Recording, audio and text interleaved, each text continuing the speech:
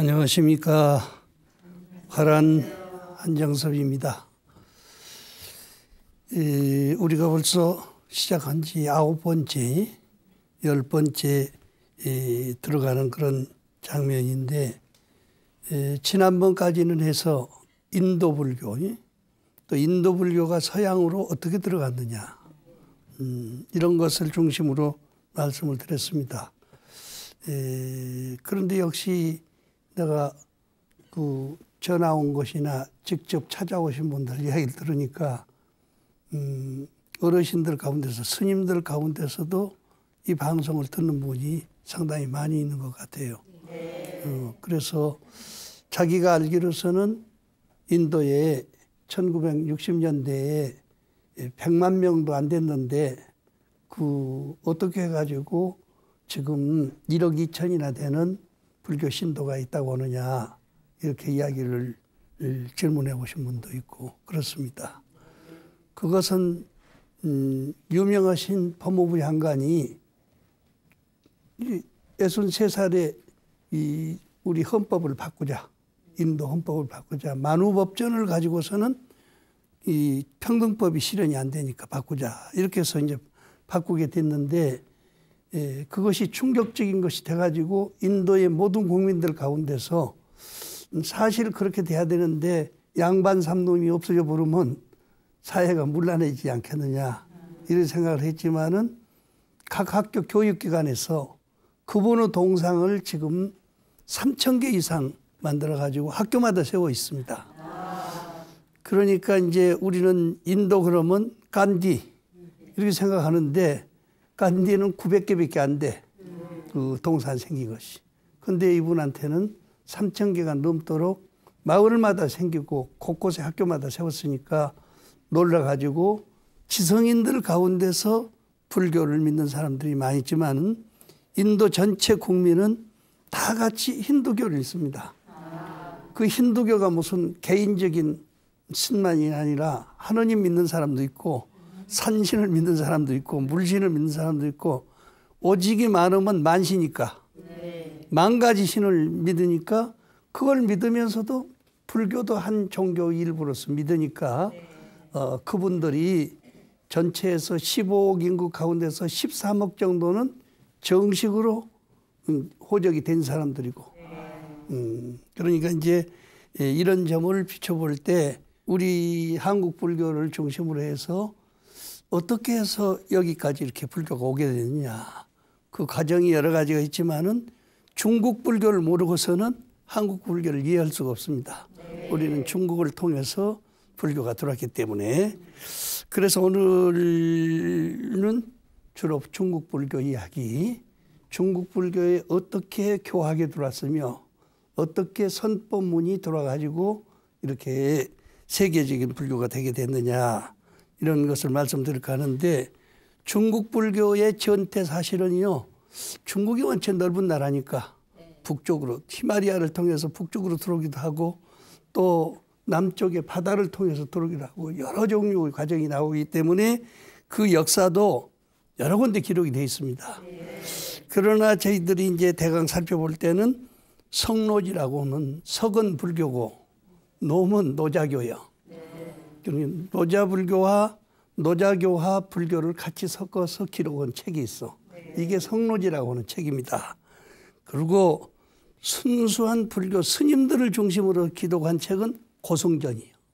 고승전. 또 이 외에도 수십 가지가 있어요. 후한서라든지 42장경서라든지 낙양에 처음에 불교가 들어왔을 때 기록을 했던 낙양 가람기라든지 이렇게 많은 책이 있는데, 그 가운데서 초창기에 들어왔을 때, 초창기에 정식으로 불교가 들어왔을 때 어떻게 들어왔냐, 그 이야기를 오늘 중심으로 해드릴까 그럽니다. 인도에서 실크로드가 지금 개발이 돼가지고 사람들이 많이 북인도를 통해서 중국을 많이 온단 말이에요. 실크가 무엇입니까? 실크가 바로 이렇게 부드러운 옷이요. 누에로 만든 옷인데, 우리들은 보통 생각했지만은 우리들이 지금부터 50년, 60년 전에 나일론이 나왔을 때 속이 다 비치는 옷이 아니에요.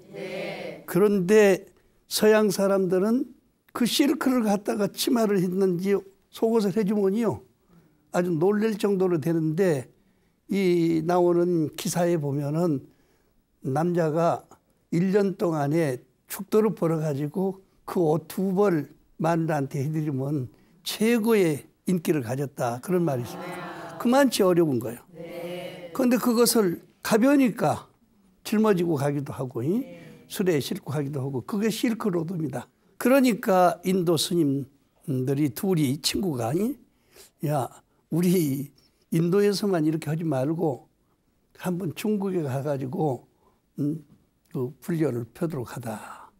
그래가지고 자기네들이 제일 좋아하는 42장경 그렇게 하고 부처님 한번 동으로 만든 부처님 해서 이제 짊어지고 넘어가는 겁니다. 넘어가면서 그 히말리아 산 등성이어서 부려놓고 쉬면서 궁상을 하는 거예요. 우리가 중국말도 모르는데 가가지고 불교를 어떻게 펼 거냐. 그러니까 한 사람이 있다. 그거야, 우리가 좋은 부처님을 모시고 오고 경전을 가지고 오니까 나라의 임금님을 찾아가지고 갖다 주면 될 거 아니냐. 그렇게 의논하고 있는 중인데 사신들이 19명이 딱 오다가 거기 가서 이거 뭐요? 당신들 어찌 머리를 깎고 이상한 옷을 입고 있느냐? 이렇게 물게 됐어.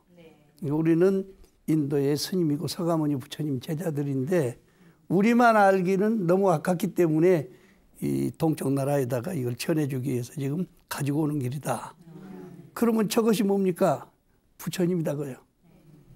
그런데 그 사람들이 그림을 하나 그려가지고 왔습니다. 그 그림은 뭐냐면 한나라 명제가 자다가 꿈을 꾸니까 황금 사람이 턱 나와가지고 부처님 왕궁으로 딱 들어가지고 가운데 가서 떡 앉는단 말이에요. 너무너무 감격하고 그 부처님 모습에서 30 이상 80종호가 나가지고 막 빛이 광명이 쏟아지는 것을 봤기 때문에 일본이 놀라가지고 이제 오라고 그래가지고 사신들을 물어서 이런 사람을 본 일이 있느냐? 본 일이 없습니다. 단지 이야기는 들었습니다.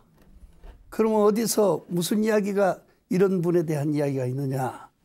옛날에 상나라 태자가 이제 아주 옛날 중국 역사입니다. 상나라 또 주나라, 은나라 이렇게 여러 나라가 이제 같이 어울려서 이렇게 살고 있는데 그 상나라 태자가 공자님을 만나가지고 당신이 성인입니까? 이렇게 묻는단 말이에요. 저는 성인이 아닙니다. 그러면 어떻게 사람들이 성인 대접을 합니까? 우리나라에 지금까지 나와 있던 사망, 오제, 요순우탕 이런 분들이 했던 일들을 내가 정리를 해가지고 후배들한테 전해주는 데서 역사를 잘 아는 사람이다. 이렇게 이야기를 해서 이제 겨우 이렇게 성인 대접을 받고 있는데 저는 성인이 아닙니다. 그러니까 사망오제의 학설을 가지고 내가 인회지를 만들어서 삼강오륜을 만들어가지고 펴고 있는 그런 사람입니다. 그러면 누가 성인입니까? 내가 잘 모르는데 듣기로는 그래. 서쪽 인도에 가서 성인이 있는데 사람들한테 믿어라. 그렇지 않아도 스스로 믿고 또 이 종교적인 면에서 설명을 하는데도 그것을 설명만 했지 이게 확신을 주지 않는데도 그 사람만 쳐다보면 저도 믿는 사람이 있어. 그러니까 그분 쳐다만 봐도 마음이 평정되고 혼란하지 않고 이것은 우리가 경험하는 거 아니에요? 속상하다가 절에 가면 조용해지는 거예요. 마음이. 그것이 바로 그런 분이 계신다고 그러는데 그분이 성인이 아니겠습니까? 이런 이야기를 했어. 그러니까 이런 점을 비춰볼 때 서쪽에 가서 이 성인이 계신 것 같습니다. 그러면 내가 본 대로 그래라. 그래서 사실적으로 이제 황금 찬란한 부처님을 그리는 거예요. 그래서 그걸 주면서 19명 사신을 만들어 가지고 인도에 가서 이런 부처님을 모셔오느라. 그래서 가는 길입니다. 가는 길인데 이제 저기서는 인도에서 두 스님이 오면서 걱정을 하다가 쉼터에서 지금 쉬고 있는 중에 그분들을 딱 만났어. 저게 뭡니까? 바로 부처님입니다. 이렇게 생겼습니까? 딱 물단 말이요? 똑같아. 그 그림을 갖다가 붙여놓고 딱 보니까 틀림없단 말이에요. 아, 우리 임금님, 한나라 명제 임금님하고 아주 인연이 있는 분이다. 그러면 우리가 지금 인도까지 갈 필요가 없어. 여기다가 싣고 가자고. 그래서 특별하신 부처님이기 때문에 흰 말을 에다가 실어가지고 모시고 오는 거예요. 그런데 그때는 절이 따로 없습니다. 그러면 이분들이 전부 못하는 사람이냐 외교관들이거든. 인도말 잘하는 외교관 사람들인데 외교관들이 모여있는 그 외무부를 성문사라고 불렀어. 살필 성자, 문문자, 성문사라고 이렇게 불렀거든요. 그래서 거기 성문사에 모시고 며칠 동안 있는 사이에 스님들 거처할 장소를 따로 만들어야 되겠습니다. 이렇게 해서 이제 장 안에다가 절을 하나 짓고 거기다가 이제 흰말에다가 태워가지고 왔으니까 백마사라고 하는 절이 만들어졌어. 그래서 낙양에 가시면은 백마사를 제일로 치는 거예요. 불교가 최초에 들어온 장소고 또 사자를 여기서 화엄사라든지 해인사라든지 이 하자는 사자는요 우리나라에서는 절사자지만은 원래는 관청사자예요. 관청에서 부르던 이름입니다. 법무부 내무부 하듯이 이렇게 부르던 이름인데 우리한테 이렇게 영향이 됐단 말이에요. 우리나라에는 사자를 붙이는 것이 아니라 절에 가면 절을 많이 하기 때문에 절이라고 불러. 그것은 나중에 어떤 기회가 있으면 그걸 가지고 우리 이 조명기 박사님 동대 총장했던 분이 박사학위 받으신 논문입니다. 어째서 한국에서 이렇게 절이라고 불렀느냐. 근데 그 털보네 집에 스님들이 와 계신데 거기 가면 절을 꼭 3배씩 하거든. 그 절으로 가는 집이다. 그래서 또 그분이 이 털이 이렇게 많이 나 있어. 그래서 한문으로서는 모래라고 썼어요. 그런데 경상도 사람들이 털보 하다가 보니까 절이 돼버렸다 그래요. 그것도 일리가 있는 말이죠. 어떻게 돼서 이렇게 해서 한국에서는 절이라고 부른 것이 중국에서는 절사자가 됐는데 중국과 많은 인연을 가지다 보니까 우리 한국의 어지간한 절은 다 사찰이다. 이렇게 이름이 붙게 된 것입니다. 예, 우리가 한 가지 신심만 가지고 중국말도 모르는 그런 처지에서 이런 분들을 만났으니까 그냥 맡기고 따라가자. 가가지고 그 그림을 갖다 놓고 딱 보니까 말도 못하게 찬란하거든. 더 황금으로 만든 부처님은 처음 보는 거니까 더 신심이 나게 됐습니다.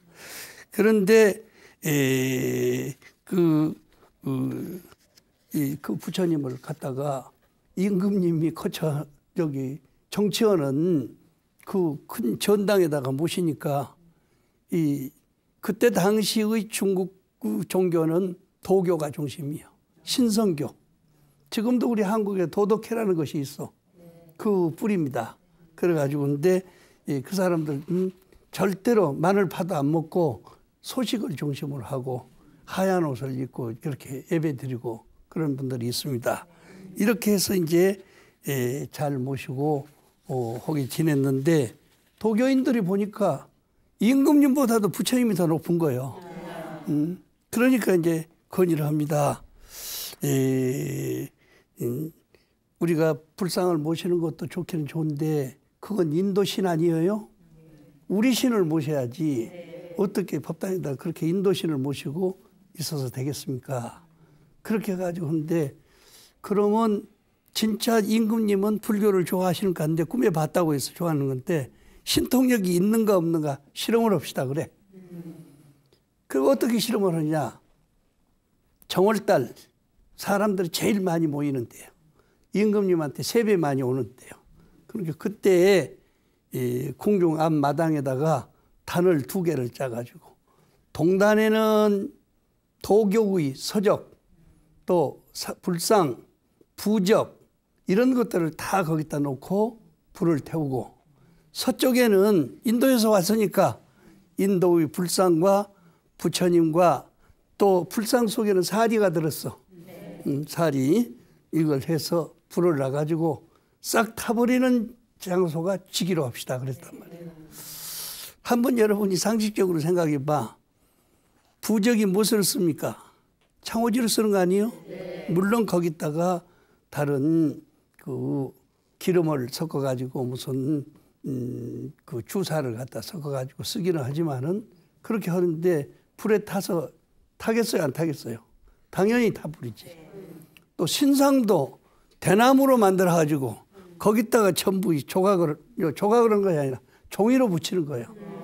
그렇게 놓고 이제 해서 여러 가지 신상을 갖다가 이제 같이 모시고 그분들은 수백 명이 와서 기도를 드리는 겁니다. 그리고 여기서는 스님들 두 사람이니까 아주 냉랭하지요. 어려운 여건 속에서 있는데 이분들은 인도에서 죽고 살기를 막론하고 전법하러 왔기 때문에 이것도 다 부처님의 시험하는 과정이다. 이렇게 생각하고 안심하고 속으로 그때는 염불하는 방법은 별로 없어. 그냥 참선하고 좌선하고 있는 거예요. 그런데 저쪽에다 불을 놓으니까 싹 타버리거든. 그 여기다 불을 놨더니 사리가 어디서 나와? 불 속에서 나는 거 아니에요? 불이 타면서 거기서 광명이 막 쏟아지는 거예요. 또 부처님은 철로 만들었으니까 쉽게 타지 않지요. 또 부처님 그 경전은 갖다가 부처님 머리 위에다 놨는데 노랗게 끄슬리기만 했어. 그래서 그때부터 중국 사람들이 보고 도교의 경전은 새카맣게 타버렸기 때문에 도교인들은 법복을 입어도 검정법복, 책을 만들더라도 검정표지, 불교인들은 노랑표지, 또 장삼도 노랑표지로 해서 이제 하고 가사만 이제 조금 달리해서 입도록 하는 것이 좋겠다. 이렇게 해서 중국 불교의 법복이 황색 가사, 황색 법복에다가 붉은 가사를 입는 식으로 되고 도교 스님들은 검정색으로서 입는단 말이에요. 사실 몰라서 그러지요. 원래는 그냥 열대지방에서는 가사만 걸치게 돼 있습니다. 그런데 중국 티베트를 거쳐서 오면서 추우니까 천장 속에다가 속옷을 입어야 될 거 아니에요.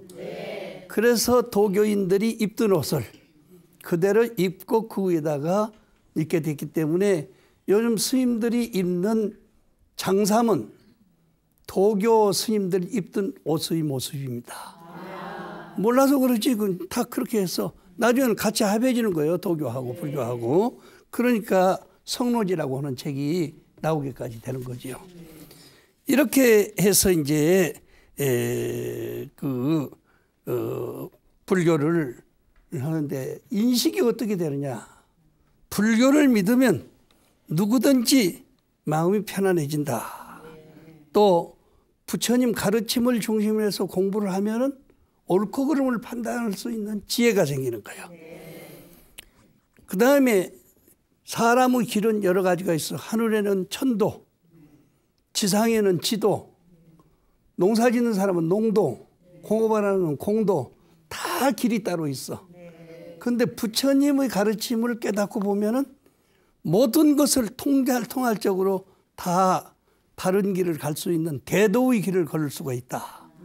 이것은 중국 사람들이 정의해 놓은 겁니다. 내가 불교를 믿고 이야기 들어보니까 그렇게 하겠구나. 그래서 중국 풍속을 문란시키지 않고도 세상 사람들을 편안하게 해주는 방법이 불교다. 이렇게 인식을 하게 됐어요. 인식을 해서 임금님께서 그 상서령 송산에게 이제 명령을 해가지고 백마사 옆에서 이렇게 대절을 했는데 결국에는 도교가 쳐버렸단 말이에요. 치고 나니까 거기서 두 사람은 자살을 해요. 지도자 두 사람은 자살하고 그 비숙제라고 하는 사람입니다. 그 사람은 자살하고 또 나머지 이 양성화 재산 도사들이 수백여 명이 거기 와서 출가를 하게 됐어. 우리 이 종교 가지고서는 되지 않는다. 이게 왜 되지 않느냐? 도교는 자연도입니다. 자연의 원칙을 숭배하고 자연 돌아가는 이치에 맞춰 가지고 점을 치고 사는 그런 길이요.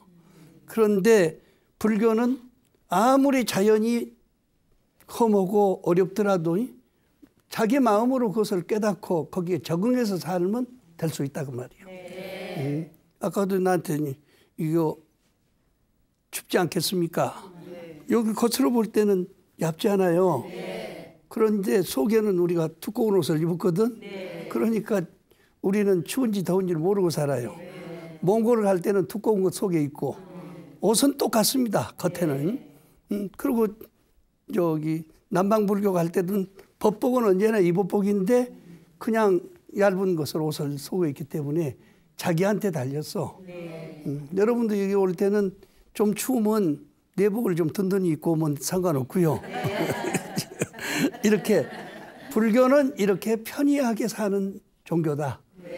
그러나 나무 체면이나 이면을 논하는 것이 아니고 자기 마음속에 맞도록 하고 사는 거예요. 그리고 나무 집 가서 보고 우리 집도 그렇게 만들어야겠다. 그것은 그 사람의 생각이지 만들려면 돈이 있어야 되고 기술자가 있어야 되고 모든 걸 그렇게 하는데 그렇게 흉내내서 되겠어요? 내가 이 세상에서 가장 좋은 장소가 하와이더라고요. 하와이 가서 보고 야 서방 극락세계라더니 바로 여기가 서방 극락세계구나. 거기는 뭐 체면 이면이 없어. 내가 우리 하와이 대원사에 그 나오는 제무 되시는 보살님인데 그 차 한잔 잡수 오라고 그래. 그래서 거기 스님들하고 이제 같이요. 손님들 다른 손님들하고 가서 보니까 바를 하고 있더라고요. 그러니까 83년도니까 상당히 우리나라에서는 바 하면 인식이 좀 좋지 않게 되는데 이런 바를 하시는 보살님이 대원사에 좀 재물어오나 이렇게 생각을 했어. 그런데 차를 갖다 대접해주고 뭐 하고 걸음걸음 모습을 보니까 한국하고는 전혀 다른 거예요. 만약에 거기다가 손을 잡는다든지 이상한 소리를 하면 법에 걸리게 돼 있어. 아주 깨끗하게 하는 거예요. 여기서는 직업으로서 하는 것이기 때문에 하나도 손상이 없습니다. 만약에 마음에 들면 마음에 든다고 이야기하면 서로 허락하면 대중 앞에서 그냥 결혼식하고 아주 재밌게 사는 거지. 여기서는 보통 5, 6번 가는 것은 예사직입니다. 그래. 그때 당시에는 생각도 못 할 일이죠. 그런데 어떻게 그렇게 5, 6번 가느냐. 14살, 15살 되면은 집에서 초등학교 졸업하면 쫓아내버려요. 네가 벌어서 먹어야 된다. 그래서 그 자립심을 길러기 위해서 쫓아내. 그러면 가서 오면은 우리 한국 사람들은 4불을 받아 시간당. 애기들은 미국에서 애들은 6불을 받아요. 근데 6불을 받고 4시간씩 일을 하게 돼 있거든. 학교 갔다 와서 이제 시간 나는 대로 일을 하게 돼 있는데 그러면 그거 가지고 혼자 살기가 힘들어요. 그러면 친구들하고 같이 지내야 됩니다. 이양의 친구면은 남녀가 같이 사는 것이 좋겠다. 그래서 15살부터 16살부터 내가 뭐 그에만 그런 것이 아니라 엊그저께 내가 텔레비 보니까 그 엄마랑 아빠랑 나와 있는데 이제 12살, 13살 되는 애기들 보다가 너희들이 만약에 장가가고 시집 간다고 뭐 어떤 사람을 선택하겠느냐 물으니까 우리 엄마 같은 사람. 우리 아빠 같은 사람이. 그렇게 그때 다 생각이 그렇게 돼 있어. 우리나라만 그렇게 하는 게 아니라. 그렇게 해가지고 하니까 3년 동안 같이 살고 보면요. 학교가 또 달라지잖아요. 고등학교 때. 그러니까 또 다른 사람을 만나게 되는 거예요. 고등학교 졸업하면 대학 들어가지 않아요? 또 달라집니다. 직장 가서 보면 또 새 사람을 만나게 되는 거예요. 그러니까 자연스럽게 만나기를 보통 4번, 5번 하게 되니까 거기 사람들 하는 이야기가 여기는 7번은 호적에 올라가야 사람들을 섭니다.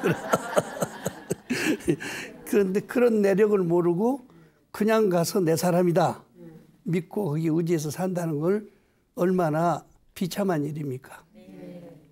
나는 하와이를 13번 갔어. 교양대학교 오기를 8번 했어요. 그러니까 거기 있는 많은 분들하고 같이 인연을 맺었는데 대부분이 혼자 계시는 분들이요. 어떤 분들이냐. 50년대 말, 60년대 초에 미국 사람들 들어갔어. 이게 해방되면서, 남북 휴전되면서. 따라갔는데 거기 가서는 미국 사람들과 한국 사람들과 보면요. 비교가 안 돼요. 우선 키가 크지, 몸도 크지. 그런데 그 사람들은 그런데요. 한국 사람들 보면, 이야, 보리밥 앞으로 터진 것도 똑같다. 같이 안 사는 거예요. 응? 그러면 그냥 여기는 애기들 데리고 살면서 거기는 이혼하면은 남자가 전부 돈 버는 돈 가운데서 교육비는 다 띄워주게 되겠어. 양육비까지. 그러니까 걱정 없이 살아. 보니까 아주 부자로 사는 분들이 많이 있어요. 그래서 한국절이 상당히 도움이 되는 거예요. 외롭고 쓸쓸한 분들은 계시지만은 그 가운데서 돈을 나죠. 가정 살림은 못할지라도 돈이라도 벌고 살아야지. 그렇게 하니까 애들 잘 기르고. 그래서 이제 20년, 30년이 지나니까 한국 사람에 대한 인식이 달라진데 내가 미국 사람들한테 들은 이야기입니다. 한국 사람들은 너무 욕심이 많아요. 돈만 생기면 가정하고 교육만 해보면 좋은데 이상하게 친정 생각을 해서 다 버려버린다고요. 그리고 친정 부모님들 다 모시고 오고 이렇게 하니까 신경 써서 살 수가 없어서 우리는 이혼했습니다. 이혼한 이유를 다 이야기를 하는 거예요. 이런 점은 우리들이 이제 참고를 해서 생각해야 할 일입니다.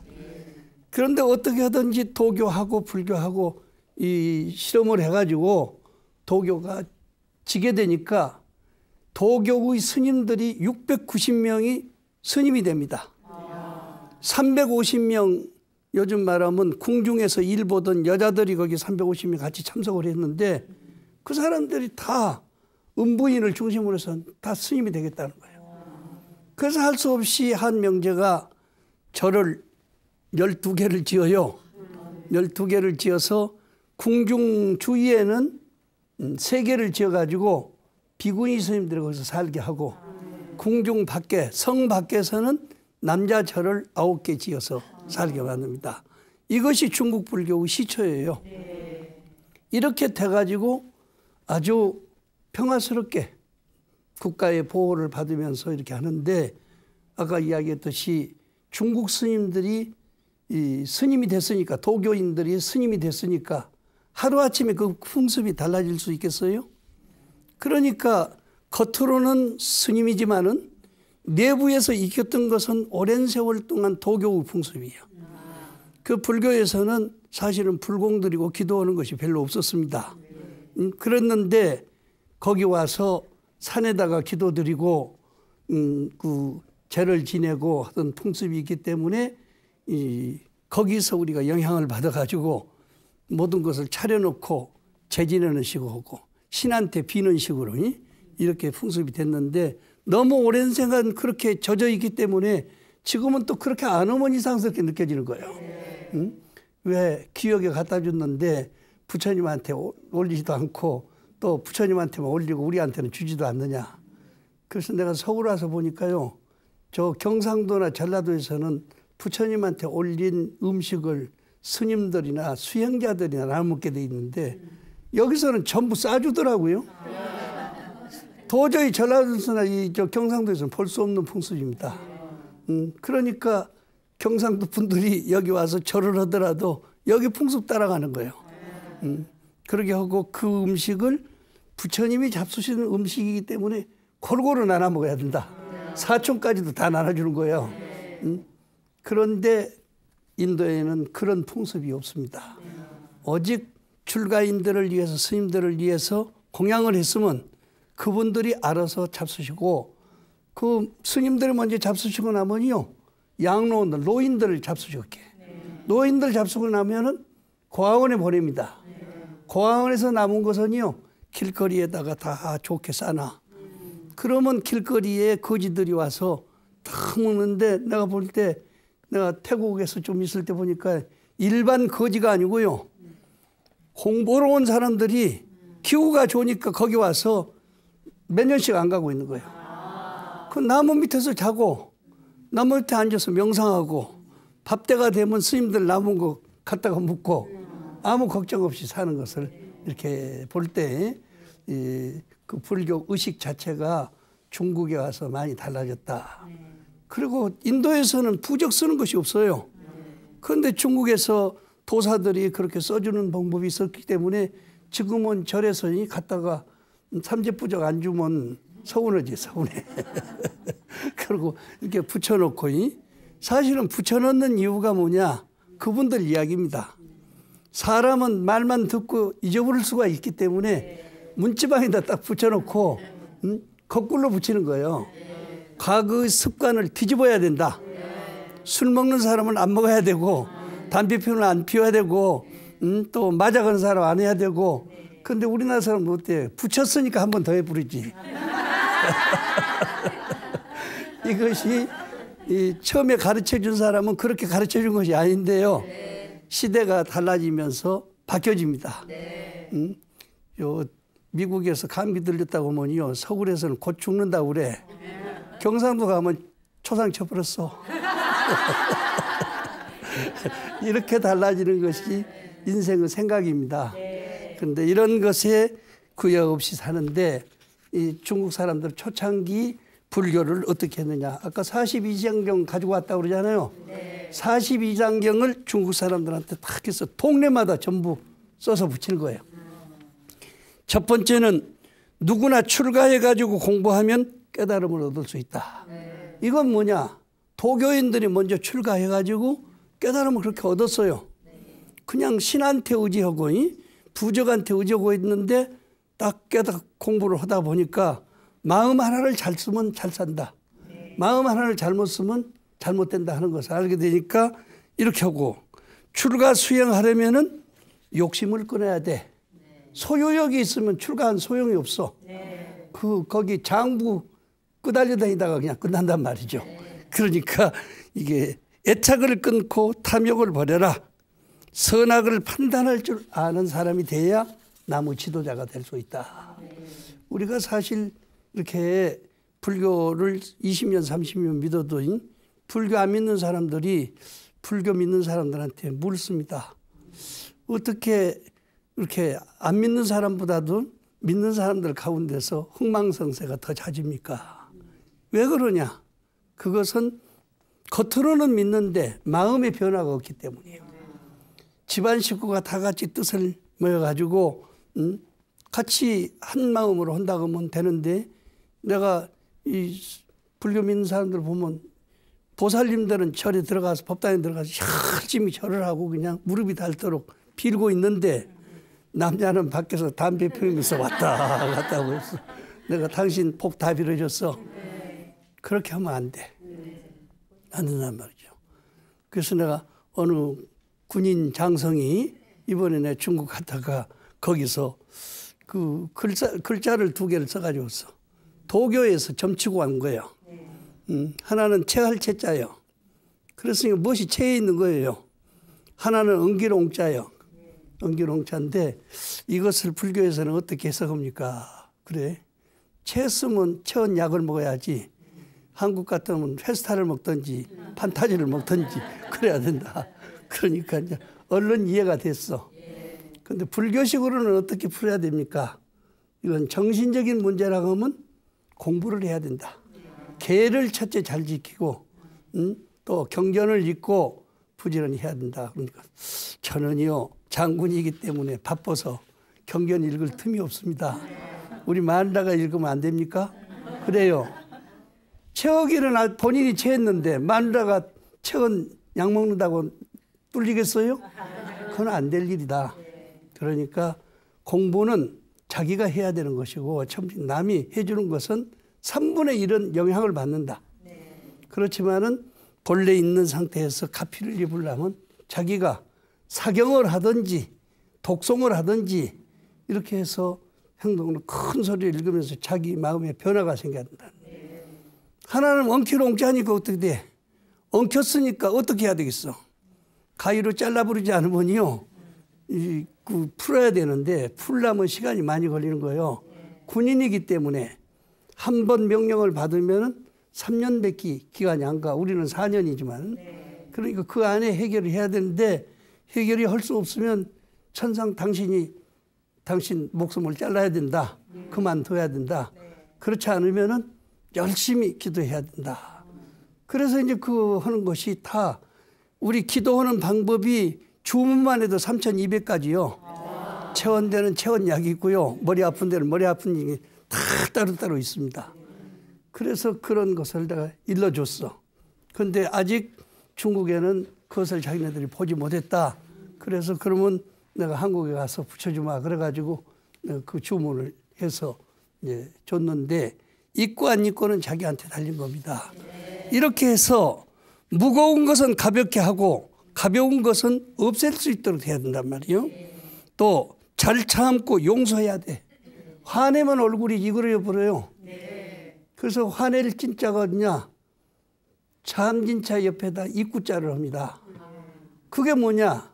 화내면 입이 돌아가 버려. 그렇잖아요. 그래서 그 진짜를 화낼 진짜를 그렇게 쓴 거거든요. 그래서 이제 이쁜 사람 되려면 화내지 말아야 된다. 악한 것은 반드시 본인에게 돌아오고 만다. 응? 또 티끌에 물들지 말아야 된다. 근본에 돌아가면 누구든지 돈 깨치게 돼 있어. 본 마음으로만 돌아가면 누구든지 돈을 깨치게 돼 있어.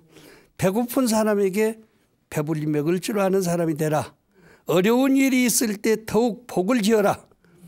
기쁜 마음으로 복을 지어라. 응? 짜증내지 않고 돌을 물어가지고 숙명통을 풀도록 해라.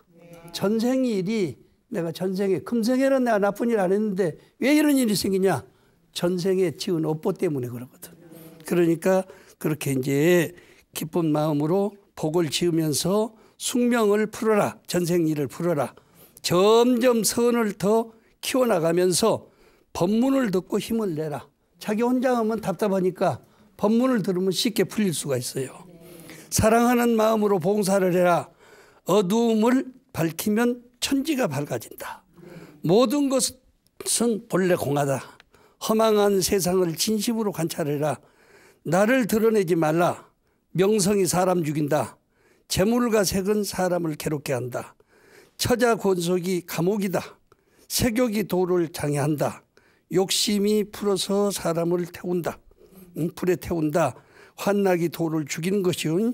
집착하면 그 집착에서 벗어나야 된다. 생각은 날뛰는 말과 같아. 그래서 잠재워도 또 뛰기 때문에 가라앉혀야 한다. 적을 바른 눈으로 보라. 욕심의 불을 멀리 할 줄 알아야 된다. 이런 것이 48가지인데요. 불교가 어려워요, 쉬워요?